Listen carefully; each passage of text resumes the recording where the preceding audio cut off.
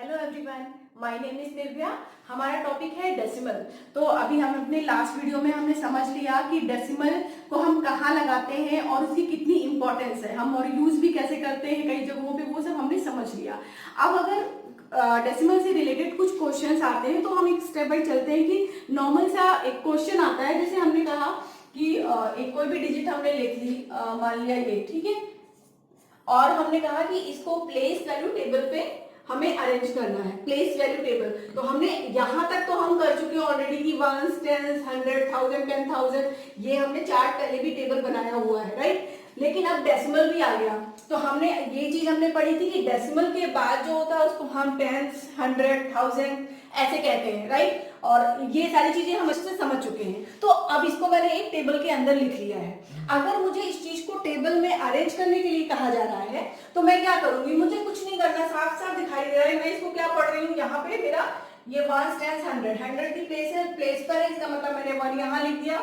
ये टेंस की प्लेस पे है, ये वंस की प्लेस पे है, ये 1/10, तो ये 7 मेरा यहाँ आ गया और 5 मेरा यहाँ आ गया। 1000 की प्लेस पे कुछ अभी है नहीं, तो मैंने इसको प्लेस वैल्यू टेबल में अरेंज कर लिया, कोई प्रॉब्लम नहीं हुई। लेकिन ये क्वेश्चन आपका आता है, इसको प्लेस वैल्यू टेबल में आप अरेंज करो। तो मेरे ख्याल में अगर कोई भी डिजिट लिखी हुई है, जैसे मेरा यहाँ पे लिखा है, यूं लिखा हुआ है, ठीक। अब मुझे यहाँ अरेंज करना है अगर इसको टेबल के अंदर, तो मैं क्या करूंगी, मेरा टेंस की प्लेस पे है और ये मेरा 7, यहाँ 0 और यहाँ 1। तो ऐसे कोई भी नंबर दिया जाए तो हम उसको प्लेस वैल्यू टेबल में अरेंज कर सकते हैं, राइट। और अगर मुझे इसी को अब रीड करना है तो मैं रीड क्या, या वर्ड्स में लिखना है, वर्ड्स में हमें को, अगर मैं इसी को वर्ड्स में लिखूं तो मैं क्या लिखूंगी,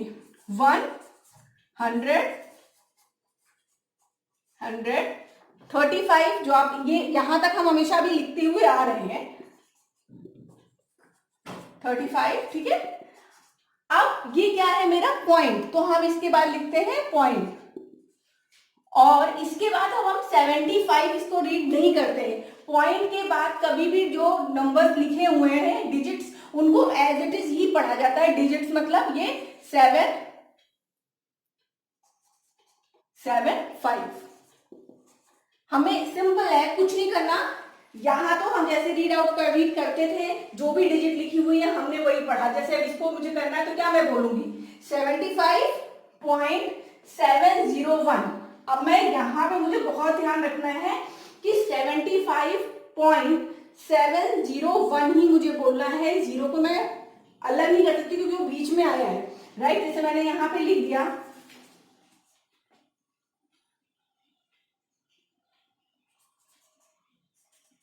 75 पॉइंट, यहां पे आ गया मेरा, ठीक। जो डिजिट्स लिखी हैं बस मैं उनको वैसे लिखती चली जा रही हूं, 701। तो ये मेरे वर्ड्स में आ गए।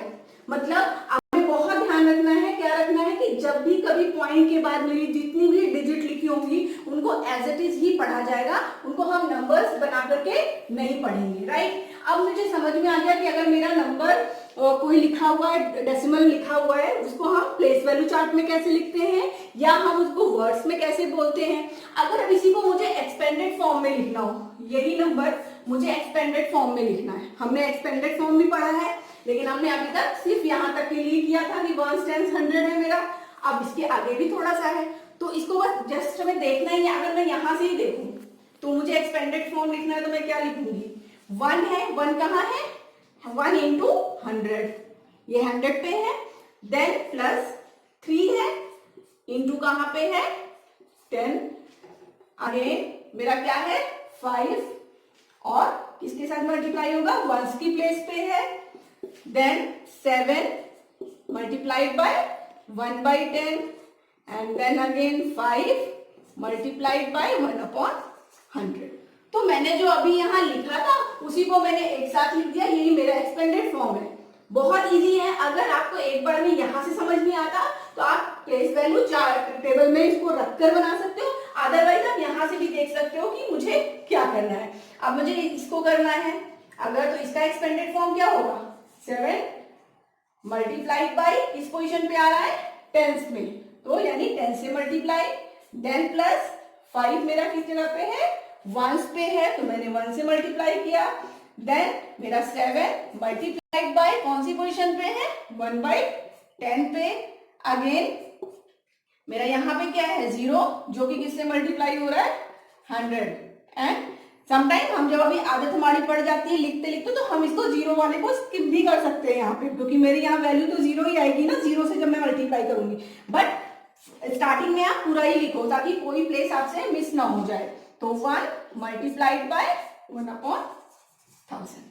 तो कोई भी डिजिट लिखी हुई होगी, आपको एक्सपेंड, अगर एक्सपेंड करना आपको एक डिजिट का, एक नंबर का आ गया है, तो आप कोई भी नंबर लिखा हुआ होगा आप उसको बहुत आराम से कर सकते हो। तीनों चीजें बहुत आराम से प्लेस वैल्यू चार्ट टेबल में अगर हमें अरेंज करना है, क्योंकि हम ये समझ चुके हैं पहले ही कि ये 10, 100, 1000, 10,000 ऐसे मूव करता है, और कितनी वैल्यूज कम होती जाती है ये भी हमें समझ में आ गया है। तो बस अब मुझे ये करना था, या मुझे वर्ड में लिखना है, तो किस बात का ध्यान रखना है कि पॉइंट के बाद कोई भी जो भी नंबर्स लिखे हुए हैं, जो भी डिजिट्स लिखी हुई हैं, हम उनको एज इट इज रीड करें, एज इट इज रीड करेंगे। 75 नहीं बोलेंगे, इसको 701 नहीं बोलेंगे, इसको 701 ही बोलेंगे, राइट। और अगर एक्सपेंडेड फॉर्म में लिखना है तो बहुत आसानी से आप यहां से देख के पहली बार में नहीं समझ सकते हो, तो प्लेस वैल्यू चार्ट में आप पुट करो, और सिंपल सी बात है, जहां पे वो आया है नंबर, उस जो जिस कॉलम में लिखा है और जितनी उसकी वैल्यू है, मैंने हर उसी की वैल्यू के साथ उसको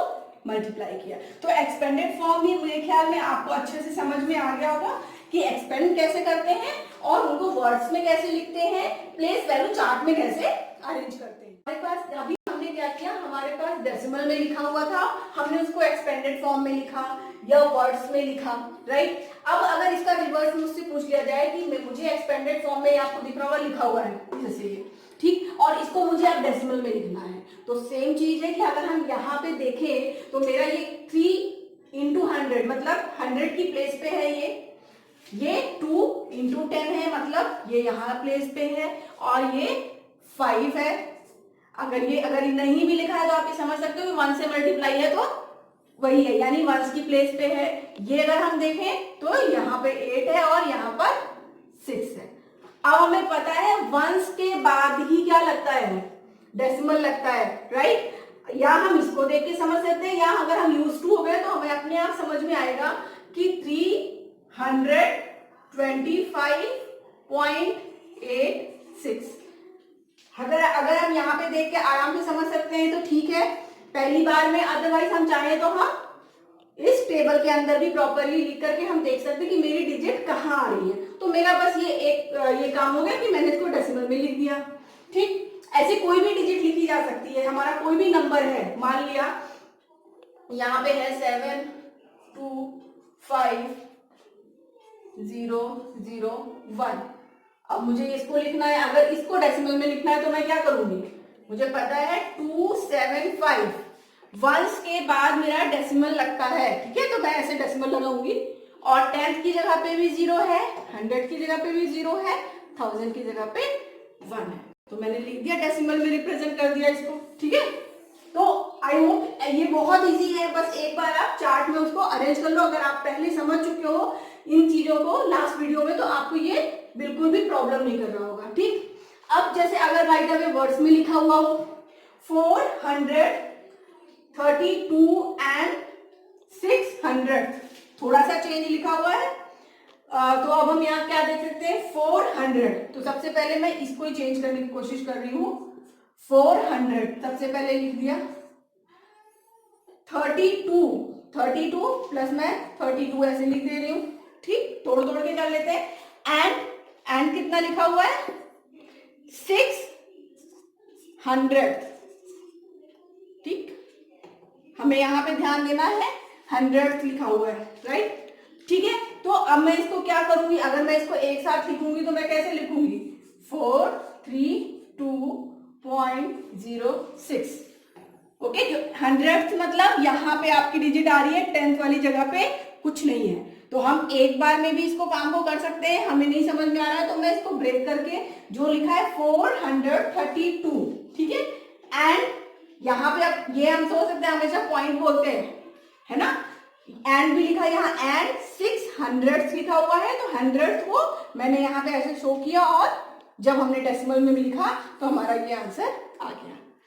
या जैसे एक और क्वेश्चन है 11 पॉइंट, अब यहां से साफ साफ समझ में आ रहा है 11.563, तो बस मैंने वैसे ही लिख दिया 5, 6 और 3।